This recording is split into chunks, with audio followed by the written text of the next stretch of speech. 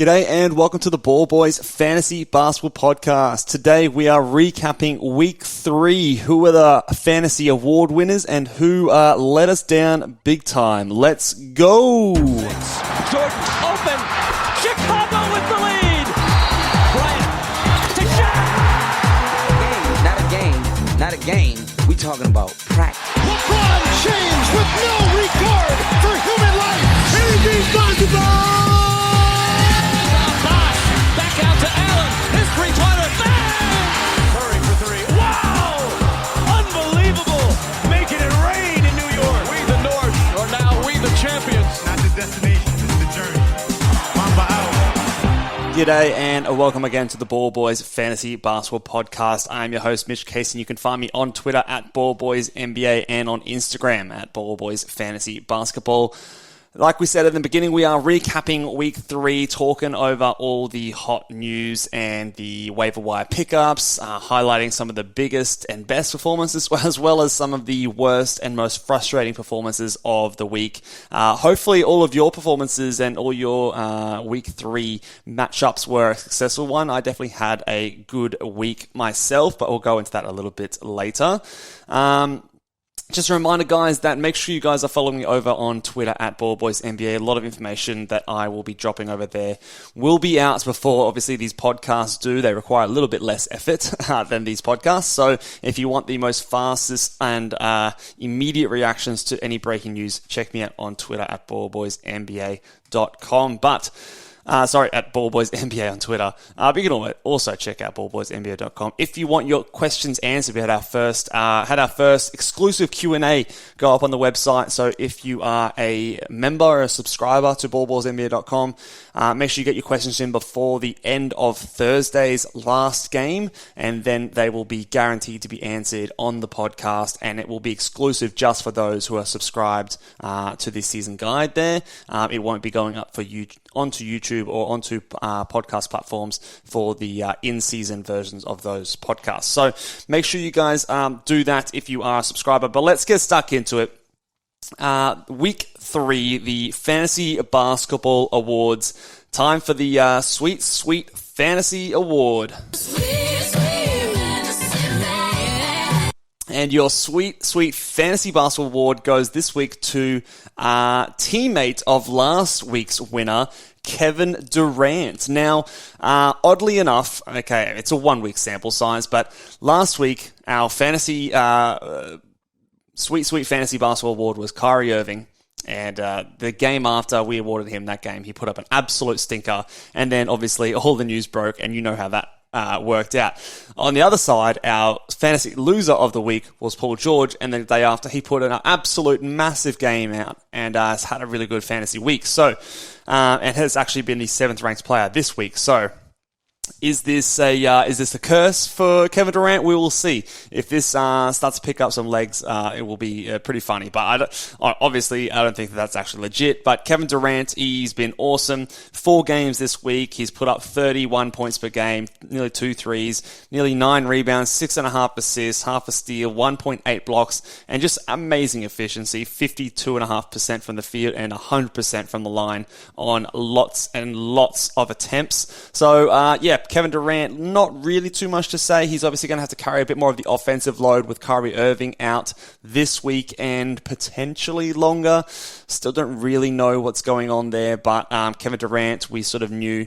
I think I had him at 4 or 5 on my rankings, so was pretty keen on Kevin Durant this season. The off-season trade stuff was a little bit of a risk, and he has had some injuries in the past before, but he should be pretty locked in as a top 5 guy with a little bit of risk there at age 34, but I still think that what that line that I just read out there, 31, 9, 6.5 with nearly a couple of blocks on elite efficiency, there's not really even much of a question that he couldn't keep that up for the entire season.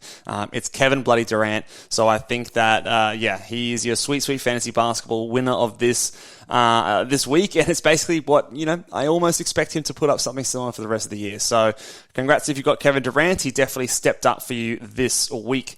All right, now moving on to the next award. We've actually got a first time for this award. We'll get to that in a second. La la la la losers, I should say, because this week we've got a tie. We've got two winners / losers this week with the first ever two-person award-winning week. The two Smiths win this award for the fantasy losers. Jabari Smith Jr. and Jalen Smith come in tied as fantasy losers for this week. Both putting up miserable weeks. They are actually ranked neck and neck with each other. 378th for Jalen Smith and 379th for the week for Jabari Smith Jr. Both just horrible weeks. Lots of concern for both of them. I am much more concerned for Jalen Smith because of the fact that he obviously doesn't have the high pedigree that Jabari Smith does. He also, I don't know if he's very good. He played just 18.7 minutes this week, put up 1.5 points in 2 games. So average 1.5 points. Yes, you heard me say that right. 2.5 rebounds, 1.5 assists, half a steal, half a block, shooting 14.3% from the field and 50% from the free throw line, and had 2.5 turnovers. So he had more turnovers than points this week, which basically says all you need to know about Jalen Smith's role this week. There is a little bit of panic. I'm holding Jalen Smith this week. I think, and I will mention this later when we're talking about our waiver wire ads and drops. This week is a very weird start to the week. So you've got 15 games on Monday. 15. Every single team is playing on Monday. Then no one is playing on Tuesday because of the voting day in the States. And then I think you've got 13 games on the Wednesday. So those 3 games, you're not going to get any streaming value out of any ads that you do. So what I would recommend is waiting for those couple of games and seeing what happens with the rotations, such as the Pacers, anyone else that you're considering of dropping but not too sure about. Wait until after Wednesday's game when you've got a little bit more data, a little bit more evidence to support or change your mind with that decision, and then you can make a better educated decision. But I think for now you hold Jalen Smith. It has only been 2 really rough games. Before that, he was putting up some somewhat decent lines. There was still a little bit of disappointment, but it's not been all bad this season for him. So before last game, he had a game where he put up 8 points and 14 rebounds. Yes, the shooting was bad, but he did have 33.7 minutes. And then before that, he was averaging close to 28 minutes per night and playing basically as good as we expected him to do. So I wouldn't completely panic just yet. It is worrying because the minutes essentially, especially with the 11.4 minutes in the last game, and it wasn't foul related, it wasn't injury related or anything like that. He just got benched. So that is definitely a concern. But I would still be holding on for just a little bit longer for Jalen Smith. Now, on to the other Smith, Jabari Smith. Now, I've already been very across this on Twitter. Hold Jabari Smith. In fact, go and buy low on Jabari Smith. A lot of people are panicking. I've had people hating and cursing myself and Josh Lloyd out in comment sections, which I thought was quite funny. Saying that this guy's the worst player they've ever seen and he's horrible. He can't do anything. He can't shoot. Look, there are people having very strong opinions on Jabari Smith, and I'd imagine there's a lot of frustrated Houston Rockets fans when they thought they were going to get Paolo in the draft, and he's obviously played really well. Jabari hasn't. But use that to your advantage. I think that he is definitely a buy low. The good thing about him is that his minutes are not down. He obviously has struggled. There's no questioning that. But he's played 28.6 minutes per night. The rebounds are down. The steals are down. He had no steals this week. Didn't get to the free throw line at all. But the biggest thing here is just his field goal percentage. Shot 16.7% from the field this week. Was then sick this most recent game, so missed the last game. So again, only 2 games for Jabari Smith Jr. I am way more optimistic about Jabari Smith than I am for Jalen Smith. Again, I hope when you guys, if you're a subscriber, you read what I spoke about Jabari Smith in the season guide and understood that we were going to have poor field goal percentage, and hopefully he was, on your punt field goal percentage team. if you are not in a punt field goal percentage team, it is going to be rougher. It is probably not going to be as rewarding for you, and it's going to hurt your field goal percentage. But I still think he's a hold in that situation. I don't think he's going to be shooting 30% for the rest of the season. He will come up to 40%, 42%. And even though that's not good, it's going to be enough to dramatically change his value and increase his points, increase his threes, and increase his effectiveness and allow him to play more minutes on the games. Okay, so obviously, it's not great. It's not been the start that we wanted him to do. And the biggest concern that I have is the lack of steals. I thought he would be getting more steals than this thus far. But again, we do know that can fluctuate a fair bit. But I think that is probably the most concerning thing for me. I thought he'd be closer to getting a steal per game, but he's not been anywhere near that. So to me, that's the most concerning thing. The field goal percentage, I think, will correct itself. He is a great shooter. He's honestly the best shooter from this draft. I still feel very confident in saying that. Watching him a lot in college, and it was pretty obvious to see he's still settling in. He's extremely young. He's not even 20 years old yet. He's still 19, so he's going to have his ups and downs. Rookies do, especially early on. This Houston Rockets team is bad. There's not a whole lot of players to take the pressure off a player like Jabari, and they're still figuring it out. I don't think their coach is very good either. I do think there's a lot of blame should be going his way as well.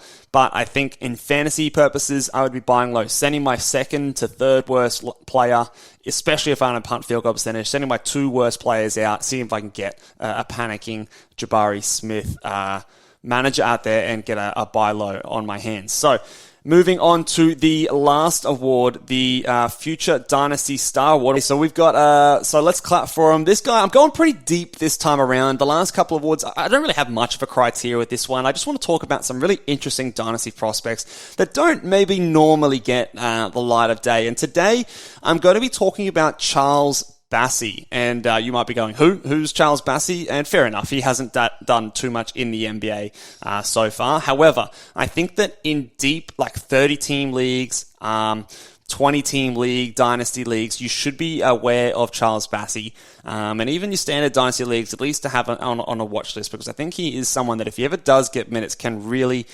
impact fantasy this season. He was on the Philadelphia 76ers, was cut to start this season. I've actually got him in the 30 Dynasty League that we've done with analysts that started this season. Drafted him in that league before a few other guys. He wasn't even my last round pick. I was quite happy actually when he got cut, because I thought, okay, here's an opportunity for another team to come pick him up. And the Spurs came along, signed him to a two-way contract, and absolutely happy with that one. The Spurs obviously are not a franchise that, despite how well they've started, they are not going to be competing for anything playoff related this season. And so I expect in the second half of the season he could have a role on this team. I'm highlighting Charles Bassey this week because he came in a garbage time game and played the entire last quarter. And in that time, so he played 12 minutes. In that time, if I just find what he did, Charles Bassey, where are you? I believe he was like a top, I've lost it. Anyway, he's been a top, here you go, yes, he's a top 40 player this week. Again, it's obviously in a very small sample size of a role, but he is someone that can play really good minutes as a center eligible player. He's really good at rebounding and blocking shots. He is someone that, and again, I've been watching him and following him along in the G League, which has just started up again, and he has just been absolutely lighting it up for the Austin Spurs. I think that he is someone that you should at least have your eye on. I'll just read out his most recent stats. So in the opening matchup for the Spurs, Austin, is it the Austin Spurs? The Austin Spurs for the G League team, he put up 33 points, 15 rebounds, 4 blocks and assists in 33 minutes, shooting 15 of 20 from the field. He hit a 3, hit both of his free throws. So someone who just has an excellent fantasy game. And when you're on a team like the Spurs, who are clearly not going anywhere. I think that this is a recipe for someone that could potentially impact dynasty leagues in future. He's 22 years old. I think he was a second-round pick by the Philadelphia 76ers. I can't remember exactly which year. It might have been a couple of years ago, but he is definitely someone that has the fantasy potential. We've seen it in patches in the past when Embiid's gone down, and he has been someone that can bring those defensive stats, rebounds, and field goal percentage. So just wanted to highlight Charles Bassey played really well in limited minutes in his first NBA action on the Spurs and has been dominating the first couple of games in the G League so far. So definitely someone that I think that in deep dynasty leagues you should be keeping an eye on. So let's go on to the next topic here. Just want to talk about some hot topic news. The first thing that we're going to cover today is a couple of injuries. The first one is Cam Johnson. Now, Cam Johnson has gone down with a knee injury. It's been revealed that it's been his meniscus. He's torn his meniscus and is going in for surgery. It has not been confirmed yet whether or not it's going to be a meniscus repair or a meniscus removal / trim. The two different surgeries for this injury dramatically change the return date of this injury. If it's a repair, it's a much longer recovery time. I think it's about 5 or 6 months. Sounds about right to me. Versus a trim is more like a 2-month mark injury would be my best guess. So I think that this definitely changes him. I've done as much digging as I possibly can. I can't find anything completely concrete, but the wording that I'm seeing around the place leans me more towards them doing a repair. It seems to be the way that people go. It's said to be, whilst the injury return is longer, it's supposed to be better long term and cause future or less future issues. So it wouldn't surprise me if they were to opt for that one because he is going into his second contract and all those sort of things, coming off his rookie contract. He's not super young, but youngish that he wants to preserve the rest of his career, which obviously you can definitely understand. And again, just the wording with some of the things that I've seen around from different social medias and different platforms makes me feel as though the Suns are preparing to have a long time without Cam Johnson. So, like I was saying before, with the weird start to the week next week, if you don't have anyone immediately that you have to grab, I would be happy just to hold on to Cam Johnson, make sure we have all the information necessary, be the most informed as you possibly can, and then if it does end up that it is the repair and he's out for 5-6 months, you can definitely go ahead and drop him. I'm going to be making the drop for him in the FBI Pro 20 League. I hope so. By the time this video comes out, I'll know if I have or not, but I'm going to be hoping to grab Larry Nance Jr. Because I think that he is a must-add player. So I'm making that move because I think that it's more than likely he's going to be out for a long, long time. And I think that if I've got a hot waiver wire pickup like Larry Nance out there, I'm going to make that swap now and not potentially miss out on that. But if you don't have anything like that available in your league, I think that it's fine to hold on and just make sure that he is maybe he's not out for that long period of time and he's someone that you could stash. If you have IR and there's no one else already sitting in IR, you can then just move him across there and make that add. But in that league, I already had Markelle Fultz in that spot and opting to keep him over Cam Johnson because I think he'll be back sooner. The next player here that's injured is Pascal Siakam, who is out for 1 to 2 weeks. This obviously is significant because of the amount of minutes he was playing. It also has opened up a few opportunities for some guys to add, which we will cover later. Pascal Siakam was rolling as well. He's been really, really good this season, especially in points leagues. I know he's doing well. I think he might be a first-round guy currently. He was a guy that we were drafting in the 20s, and I think that you're going to be pretty happy. So that one sucks. Rudy Gobert is out in health and safety protocols. Again, though, with the 15-game slate tomorrow or today by the time this podcast comes out, and then the day off, and then the 13 games, I don't really think there's really much of an add here. I don't think anyone really benefits. The guy that moved into the starting roster spot or the starting lineup was Slow-Mo, and he's an okay ad. He's probably more of a streamer, but again, with the weird start to the week, I don't think it's worth it, and he's probably back the game after that anyway. So I don't really know what the actual protocols are anymore these days. I think that they're a bit shorter than they were, obviously, before when it all kicked off. So I don't think he's going to miss too much time. But it obviously does boost the value of like a Karl Anthony Towns and a Slow-Mo for a little while. But shouldn't obviously linger too long. And then a couple of guys have returned. So Terry Rozier is back and playing full minutes, which is excellent to see. Devin Vassell, Keldon Johnson are both back for the Spurs. Vassell's been coming off the bench, but putting up some great games, and minutes are ramping back up. The other team that's getting a lot of players back is the New Orleans Pelicans. So you're getting players like Brandon Ingram back, Herb Jones returned, Zion's obviously returned, and it's hurting the players like Jonas Valanciunas, I should say, and Trey Murphy, who are trending the wrong way. Now, obviously, neither of them, I don't think either of them are drops. I think that you hold Trey for a little while longer if you can. Again, you can sit him on your bench on those heavy volume days and just sort of get more information to see where his minutes are. But Jonas Valanciunas, someone that I was worried about. We talked about him, I think a week ago when we were talking about the players that I was worried about podcast. Hopefully you were able to sell high on him. If not, probably not going to be able to do that now. Hopefully you can get a bit of a run where he puts up some decent stats and then maybe look to trade him. But I am very worried about his minutes. And as I mentioned before, Larry Nance Jr. I think is trending to a must-add player. So I think that is that. Let's go on to, talking about must-add players. We've got 3 guys here that I believe are must-add players. The first guy, and again, they're probably owned in a lot of competitive leagues, but just in case, I'm covering my bases. DeAnthony Melton, must-add player. Played a shocking game and still put up a great stat line. So absolutely go out and add him if he is for some reason on your waiver wire. Isaiah Hartenstein. Robinson's out with an injury. He is going to be starting playing big minutes. Must roster player. And I do also think that Larry Nance Jr. is a must roster player, at least for now. See what happens. He's a guy that doesn't need, again, big minutes. He can put up fantasy value in sort of 22 to 25 minutes per night. Great at steals, a good assist guy for a center, good field goal percentage, solid rebounder. He can maybe get you close to a block as well. Not going to give you the threes and free throw percentage, but it's not going to be huge volume that's going to hurt your free throw percentage too much. So I think that Larry Nance is someone that I think is an add in pretty much all leagues.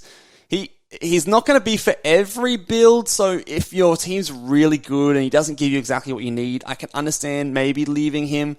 But I think for most, in every league, there should be at least one team that needs a player that like a Larry Nance Jr. It might not have to be your team, but I think I'm still labeling him a must-add player. His minutes are trending up. He is literally just playing over Valanciunas. He's finishing the games with them. His minutes aren't being, it's not an Ingram thing. He is literally just playing backup center, and they just prefer playing him more minutes than Jonas Valanciunas. It might not keep up, but it's a trend that I'm not going to let him sit on the waiver wire to find out. I want to snatch him up, make that decision later, and if it goes the wrong way and it ends up not being really worth it, then I can drop him. But if it does end up that he gets 28 minutes per night and Jonas Valanciunas is getting 20 minutes per night, well then I think that, he's going to be a player that can easily be a top 80 guy. So I want to take that risk and take the flyer on him now. And if it doesn't work out, I'll drop him later. But I think for now, you've got to add him. The maybe ads / the watch list players. So this is like if it fits what you're looking for, if you've got a deeper league team where you've got some guys that you want to cut that aren't really doing much for you, these guys are potentially ads for you. I'm going to swallow a bit of my pride here and say that Colin Sexton is an ad if you are looking for points and maybe free throw percentage and probably not some threes. He's probably not the best 3-point scorer, but definitely he can score and put up some good free throws. So I think Colin Sexton, it looks like his minutes are trending up. I still don't think he's a good fantasy player on the whole, but he will. It is encouraging that his minutes are starting to trend up and he's not exclusively playing as a backup point guard, which he was at the start of the season. In saying that, though, in the last week, he's still only the 115th ranked player in 28 minutes per night, scoring 18 points, 2 threes. But again, it's the low volume counting stats. It's the 3 rebounds, 2 assists, no blocks at all.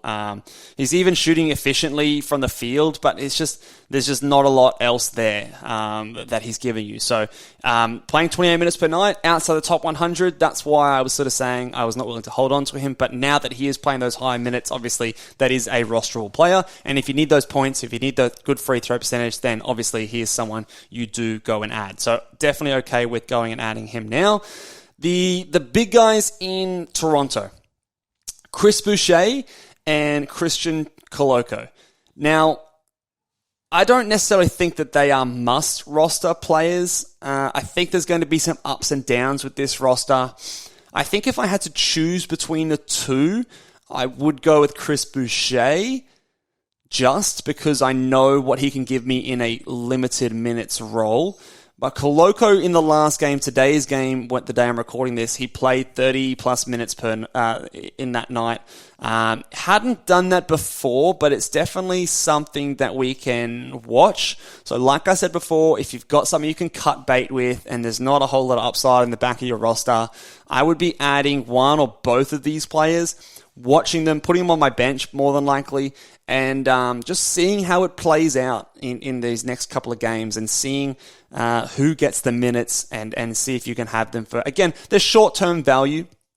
When Pascal Siakam does come back, and he's not out for too long, the value is going to go away. So it's not, you don't drop anything of super high level of value, which is why they're not in the must-add list, but they can have a stretch here where they can put up potentially top 100 numbers. So I think that they are pretty good. I would prioritize Boucher just, and Koloko is someone that, again, pretty close. I could be persuaded either way. I think I've got a waiver claim for Koloko in one of my leagues, but I don't think I'm spending too much fab money on him. Maybe, I think I put in $5 or something like that, but more so just as a speculative wait and see. But again, it's a short-term ad because Pascal won't be away too long. Cam Thomas is a maybe add guy. I don't think he's a must-add player. I know that people get very excited about the points that he puts up and the free throw percentage and the threes.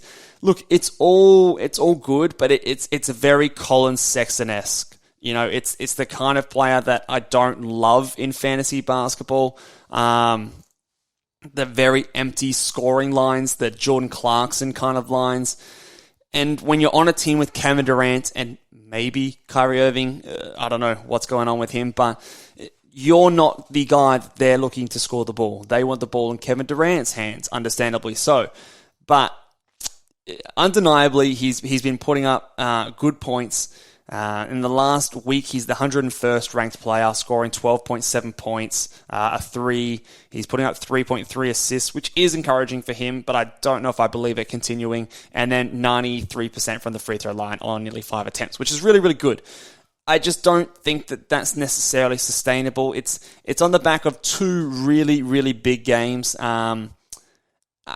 Look, he's an ad. Again, you can add him, see how it works over these next couple of games. He might be a drop really quickly. Again, we have no idea what's going on with Kyrie Irving. If he is back, his value is pretty much kaput.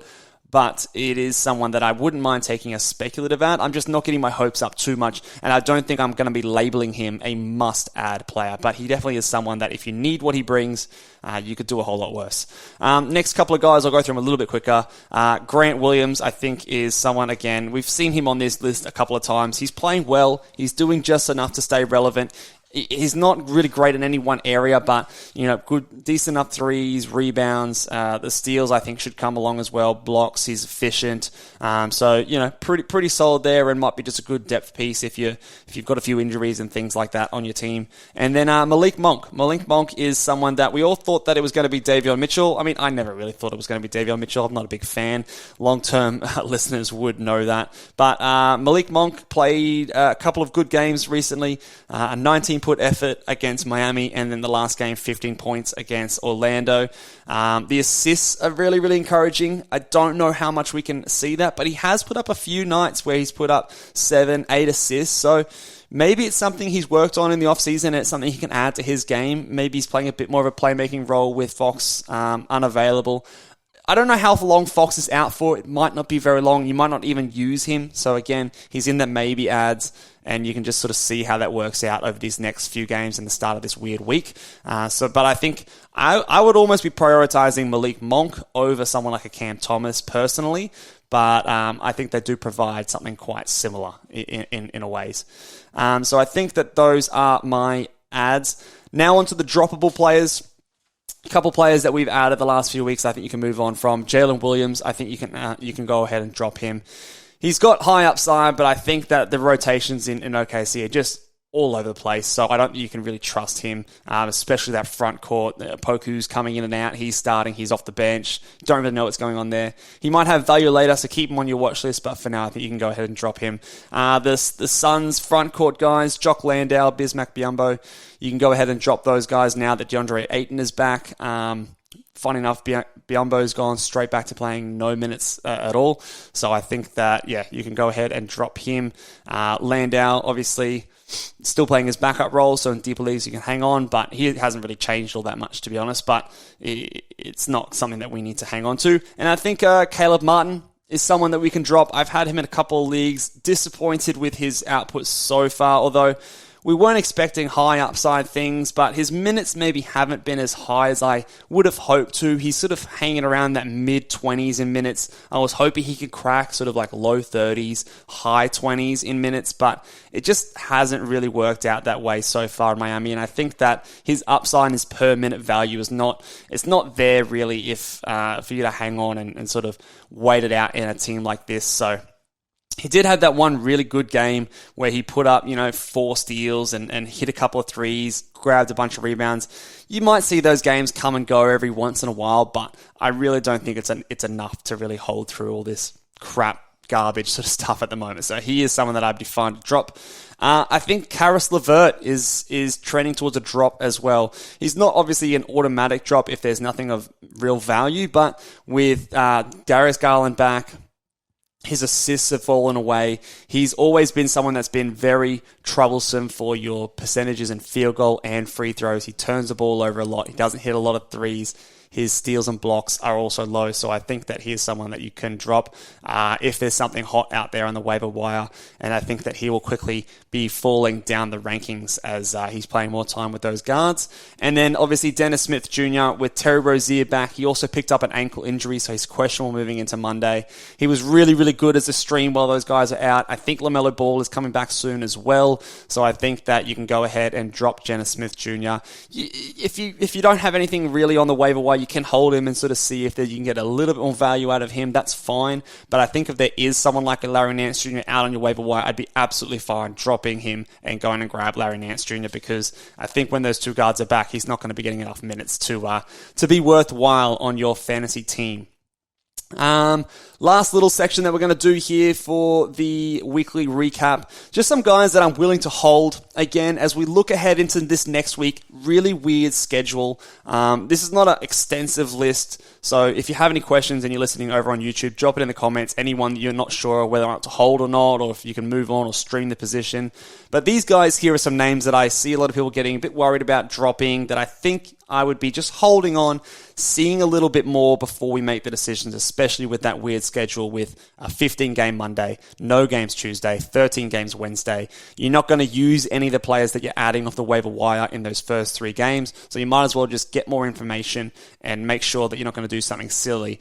Make sure that there's not an injury that puts one of these guys into a bigger role that you might regret dropping later. So these guys here, Trey Murphy, I'm not dropping yet in most of my leagues. I think that he played one game where he played, I think, 27 minutes. The next game he played 18. So which one is more real? We're not too sure. I still think he's got high enough upside to hold in most situations. Onyeka Okongwu, I'm still holding him. It's getting rough. It's harder and harder to hold. And the closer we get to sort of, a month into the season, this is where I sort of start to go, okay, if it's not happening now, where is my team at? Can I afford to hold a player like this any longer? Is it something that's helping my team or is it really hurting my team? That's a very individual kind of decision you have to make. But for now, especially these couple of games, if you drop him and say tomorrow, Clint Capella goes and injures himself and you didn't even use the guy that you're going to add him for, you'd be absolutely kicking yourself. So hold him for these next few days, and then after Wednesday's games, you can then make the decision if you're really sick of a player like Okongwu. Herb Jones obviously had that really big game last game, so that's obviously, if you have him, you're probably not thinking of dropping him, but before that game, a lot of people were thinking about dropping him. He's still, I wouldn't say he's as high upside as a lot of these other guys, but he has his role and he has high upside in what you're using him for, so that's the steals and the blocks. We finally saw those steals start to come. He wasn't going to average 0 steals on the year, so it's good to see him doing that. These next 3 guys, I actually really like all of them. Bones Highland Emmanuel Quickley and Jalen Suggs. Suggs is probably the safest and the most guaranteed role of these guys, so I'd prioritize him above all of them. But Bones Highland and Emmanuel Quickley are guys that I do really like. I think they both have really good permanent upside. It's the minutes that are hard to come by. The rotations on both of their squads are a bit wacky. Emmanuel Quickley was rumored to be starting, but then Quicton Grimes came back in and he started. Quickley still gets his minutes dramatically changed night to night, but he still sometimes randomly puts up a 16 rebound game or dishes out 8 assists or something like that. So he is someone that I'm just, again, with this start of the week, I just want to hold just for a little bit longer, but he's getting close to making that decision whether or not you can anymore. But if I've got him on my team, I might as well just hold on to him and see what happens. And the same with Bones Highland. He had that awesome game last game out, coming back from that hip injury. He's someone that we were drafting, and I was saying to draft him inside around 120. So, your 10th round, 11th round, I was pretty happy to be taking a Bones Highland. I still think he's got really, really good upside. I still think he's one of the better players on the Nuggets. And I think that he can push into a higher minute role as the season goes along. It's just about how patient can you be. So again, if you have him on your team, I would personally be holding him just for a little bit longer after these next few games and seeing if, outside of a couple of games, he's actually put up pretty good lines, even in those limited minutes. So he's not hurting you too much. Let me just have a quick look at his box scores recently, because I do remember looking at it and going, that's a pretty good box score. So yeah, he's scored more than 10 points in 1, 2, 3, 4, 5 out of his games. Only 2 games on the season so far has he put up actually like a real dud. And obviously one of them was a 1-point effort against OKC. That was horrible in 14 minutes. But, he's had some really big gems in there, like a 26-point game with 7 threes. The last game was the big one, 24 points, 6 threes, 5 rebounds, 7 assists, 2 steals. Elite efficiency from the field. Like, you can't get that from the waiver wire. You can't get a player like that off your waiver wire. So, for me, he's got that upside that I'm willing to hold on to just for a little bit longer and sort of see how it happens. And like you said, we only need him in mid-20s in minutes. And the last 2 games, 24 minutes. Last game, 25 minutes. That's where we want him to be. If he can stay there, it's enough hope for me to hold on to him for a little bit longer. That will do it for us today, guys. Make sure, again, if you are on YouTube, give this video a big thumbs up. Make sure you guys are subscribed. If you are watching along for whatever reason and you're not subscribed, first of all, welcome. And second of all, what are you doing? Lots of fantasy basketball content coming out. We're going to have more buy lows and sell highs coming this week. And also, we're going to just check in on all of our preseason thoughts. And it's a getting close to a month into the season now, so we're going to just check, our sleepers and our busts and which ones were we right on, which ones were we wrong on so far, and what have we changed our minds on any of those guys as well. So that podcast will be coming later this week, and of course our exclusive Q&A for those of you who have signed up to ballboysnba.com. Get your questions in by the end of the Thursday night games, and I will catch you guys next time. Laters.